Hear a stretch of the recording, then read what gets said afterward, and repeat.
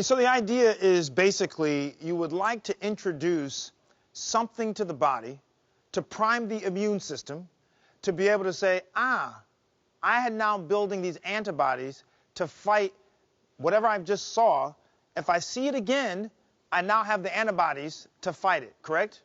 Well, that's right. And it's not just about antibodies. Part of the reason we're trying to get the body to make the protein itself, as opposed to giving that protein to the body, is that when you make it yourself, your immune system has an even stronger response. And so it's not just about antibodies. It's also about things like T cells, which are another branch of the immune system. But you're not going to get COVID by, being in the trial.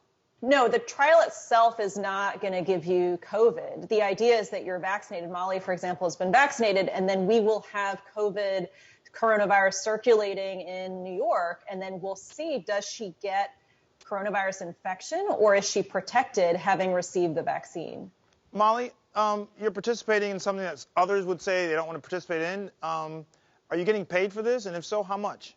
I get $100 and I get $5 a week for filling out the form. I didn't do this for the money. I did it because I wanted to show people that you could take a vaccine and be safe, and that it wasn't a big deal, and that it's really easy, and that it's really our only way out of this mess. In terms of the vaccine availability from a wide perspective, where do we stand? I mean, will everyone be able to get it?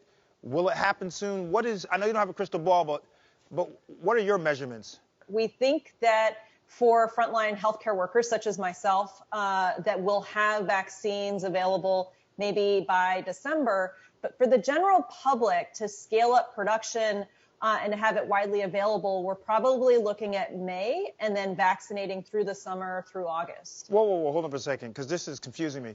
So everyone's talking about a vaccine before the election being available to everyone. Is that realistic?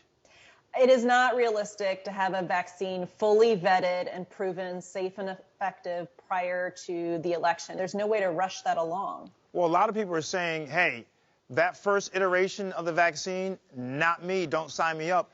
Is that fair?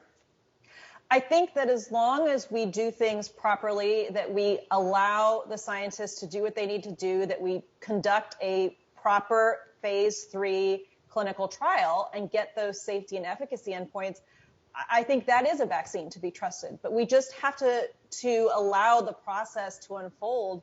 And it's sort of like tossing a cake in the oven and saying we're going to turn it up to 1,000 degrees. You're not going to get an edible cake out of that. Some things just take a certain amount of time, and we have to be patient with the process. Dr. Gounder, thank you for that. Molly, thank you for participating. You are a frontliner too, by the way, because you are putting yourself in the mix to try to help us with the solution. So thank you for that.